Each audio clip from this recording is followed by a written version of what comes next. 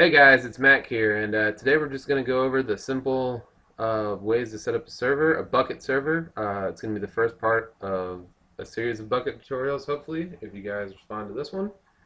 And yeah, let's get into it. The first thing you know is there's probably three major server types, and those would be Bukkit, Vanilla, well actually it'd be Vanilla, then Bukkit, and then Tekkit. And let me go ahead and go over the three differences with you. Um, First off, vanilla is what Mojang offers you to set up a multiplayer server, and it's fine and all. It's a lot easier to set up, but it's harder to put plugins into the system and everything else, and it's a lot less user friendly as far as that's concerned. Which is why the guys at Bukkit came up with Craft Bukkit, which is the Bukkit server, and it's way more user friendly. It's pretty much just as easy to set up. That's what I use. I use Bukkit. And the last that we're going to talk about is Tekkit. A lot of people use Tekkit. Sorry. Oh, sorry. Anyways, a lot of people use Tekkit, and a lot of people really love Tekkit. However, I do not, because basically Tekkit is a Bukkit server, which is great, but it comes with a list of plugins and add-ons and everything else already pre-done to your server. And I'm very picky, so I just like to pick and choose what I want and where I want it and everything else. So that's why I just use the Bukkit server and do everything manually. So today we're going to go over how to set up and install a Bukkit server. Now you're going to need three things as far as downloads are concerned, and one thing that you need to do to your router to allow your friends to get onto your server. So I'm going to go ahead and open my Firefox. I already have everything tabbed out. The first thing you're going to need is obviously Craft Bukkit. And Bukkit makes this pretty easy. If you go to bukkit.org, there is a tab that says Get Craft Bukkit. You click on that and it brings it to one of their wiki sites, or their wiki site I should say. And if you look down here, there will be set up a server. It gives you, the guidelines on how to do it, and it's got everything for Mac, Linux, and Windows. I run off of a Windows computer, so that's the one I'm going to download. I actually already have it downloaded, but I'll go ahead and do it again. And then you click Save File, and then Firefox will pop up with the downloads. We'll just go ahead and close that for right now. Anyways, yeah, and we'll get back to that. Next is going to be a zip program. A lot of people use WinRAR. A lot of people use WinRAR or 7-Zip. This is the exact same thing as both of those. It's jZip. The only reason I'm putting it on here is because this is what I started out with. And I'll leave all these links in the description below. But you are going to need a zip program file for many of the plugins required to be unzipped. The next is Notepad++. There are other editing notepads like this. This is the one that I use. This is the one that a lot of people use, and it's a free source code editor. This is essential. You have to have a source code editor. If you just open all these files, these YAML files and YML files up in regular Notepad, it's all going to be on like the first 3 lines. It's going to be very confusing. You're not going to be able to read through it or anything like that. So if you use Notepad, you'll be able to tell what you're doing, and the little download link will give you the current version. Alright, the last tab I have open is port forwarding, and I will also leave this site and the link below. However, I'm not going to go over the tutorial part of this with you, simply because for every different router and every different model, is different for everybody's computer and everybody's router. So I will leave you the website, and literally all you do is go through the website, pick your router, pick the game you want to do, and Minecraft is already a option in here, and it will walk you through literally step by step what you need to do to forward your port. And once you have that all done, we'll go into the next part. Okay, so this should already be downloaded. Yep, it is right there. That is the latest recommended build. So we're going to go ahead and take that and drag it into our folder that I already made. Alright, you can see that that's right there. Let's go ahead and get rid of this downloads box. Alright, so now that that is there, we need one more thing to be able to actually run this, and we can get that sorry, we can get that off of the Craft Bukkit wiki.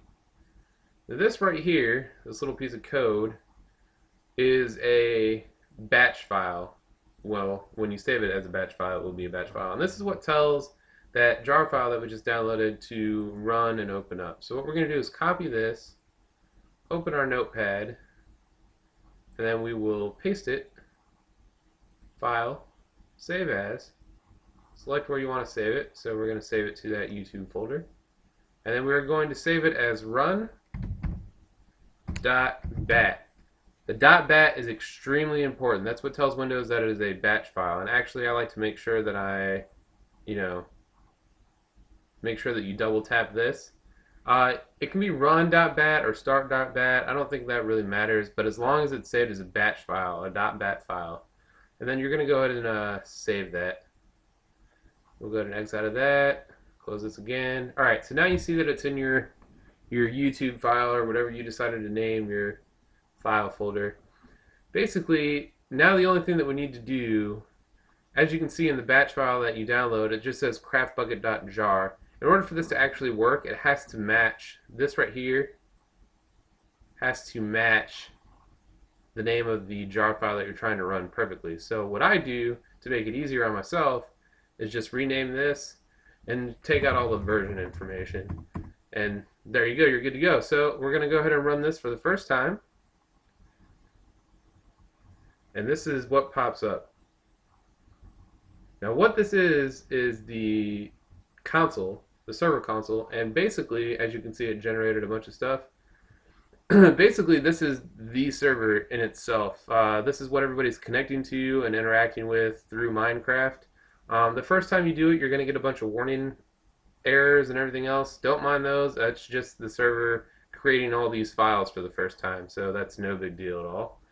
It shouldn't take too much longer. Alright, once you see done, that means your server is ready to go.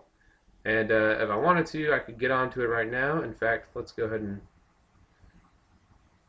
check Minecraft and see if our server's up there, if Magic Launcher wants to work. Oh, there it is. We'll go ahead and log in.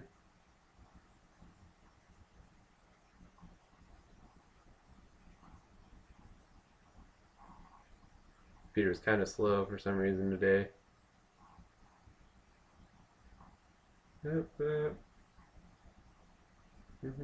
Oh, and then we'll click multiplayer, and as you can see, localhost right there. That is in fact that server right there. So we are running it. We'll go ahead and close this. Alright, now to stop the server, you just type in stop in the console, or you can do /stop in game if you're an op. And basically that just safely shuts down, just like you're, stopping or restarting your computer and you go through the start menu. Do make sure that you actually do use the stop command every time you need to stop and restart your server. It makes sure that your plugins safely stop, and that actually saves everything, and make sure that the plugins start correctly the next time your server runs. So make sure you don't just hit the X button, and that you actually do use the stop command. Alright, the last thing we're going to go over in this tutorial is just what all of these files are and what they do, and the next couple tutorials I'll go over plugins and that. So plugins, this is just the file. It should be empty right now. This is just where you drag plugin files that you get off the Bukkit development website and other places. World, this will actually be the world, and I'll teach you how to import, single player worlds in another tutorial. And obviously this is the nether for that world and the end for that world. Banned IPs, this is just a list, and basically it just shows you, anybody that you've banned through their IP. And it actually, the server will check this when anybody tries to log on, and if their IP address is on this ban list, they will not be allowed. Along with players, except it just bans a Minecraft username. So if another Minecraft player plays on that computer with a different username, they'll still be able to log in. We'll go over that in a second. Ops is important for now until you load a permissions plugin. So go ahead and make sure that you add yourself into that file, just so that way you can even use the server commands right now. Permissions, Permissions allows you to basically, Bukkit has a built-in permission system, and you can use this, and I know that people do it. I don't like it. I know that there's other permissions that I use, like B permissions and PEX, and those are a lot more powerful, and they've got a lot more added to them. And if you have those, Bukkit will completely ignore this file right here, and it'll just run off of whatever permissions plugin that you have. On the server, there's a log file and a properties file. The log file, I'll show you right now, it just generates a log. Basically, exactly what you saw in the Java box will be here, just for your reference. And then the server properties file is definitely the most important part of this entire folder as far as running the server is concerned. And when you go in here, you can say, tell that there is everything that you can need to change about your server. The generator settings is basically, it generates, like Superflat and stuff like that, and a couple other things. Allow nether, true or false, basically allows the players to interact with the nether. The world name, this will be important when we talk about importing different worlds, like single player worlds instead. Enable query. If you're using plugins like Votifier, that'll be important. Allow flight. Allow flight. This doesn't really matter. If you're in creative mode, you'll still be able to fly around and stuff like that. The server port 25565. This right here is the default port that Minecraft runs on of. And in order for people to connect and stuff like that, this is the port that you're going to need to have forwarded through that port forwarding website that I showed you. Level type is default. It just generates a normal world. This really isn't important. Level seed. If you know a seed of a world and you really want that one, you can type it in here and then rerun it, and it should be working. The server IP, do not, unless you know what you're doing, do not mess with server IP. You can pretty much make your server unreachable by doing this, and it's really only effective and needed for people that have hosting sites or whatever. Max build height you can change here. You can make it a little bit lower. Spawn NPCs, that's pretty obvious. Now the whitelist is kind of interesting. There's a file in here called whitelist, and if you add usernames to it and you enable whitelist, it basically makes your server a invite only kind of server. So a username would have to be on the whitelist to be able to log in. And that's kind of useful if you just want your friends to play or you're trying to do a beta test. Spawn animals, yeah. The snooper enabled is just to allow Mojang to look at your files. They don't do anything, they just want to see how much people are playing. You can turn hardcore off. This texture pack right here, if you have a texture pack, you can put it in here, and then it forces everybody on their first initial log into your server to download that texture pack, or they won't be able to log in. PvP, true or false. Difficulty, you can change. The game mode that is default for everybody, you can change. The max number of players that can log in at one time, you can change. 20 is pretty much it if you're going to run the server off your computer and play on it at the same time. Or really, if you're going to run the server off on your computer at all. View distance you can, change for everybody. And then the message of the day, that little funny message that shows up underneath people's servers, you can also change. There's the whitelist file that we just talked about, and the last one that I didn't really cover is this Bukkit file. And this is just some more settings that are more Bukkit specific. Allow the end, you can choose to turn on or off. The permissions file, even when you get a permissions plugin, you don't need to mess with this. It's automatically just going to ignore it.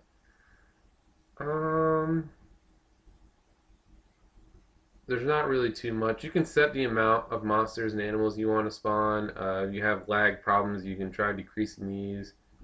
Or if you really want your server to be hardcore, you can up those numbers quite a lot. And then this database thing right here. Unless you really know what you're doing with databases and MySQL and SQLite, do not touch this. You can seriously mess up some server stuff by messing with this. So if I were you, I would just leave it alone. Alright, so that's that. Right now you have a server that you and your friends can log on to as long as your port is open. And I'll see you guys on the next tutorial.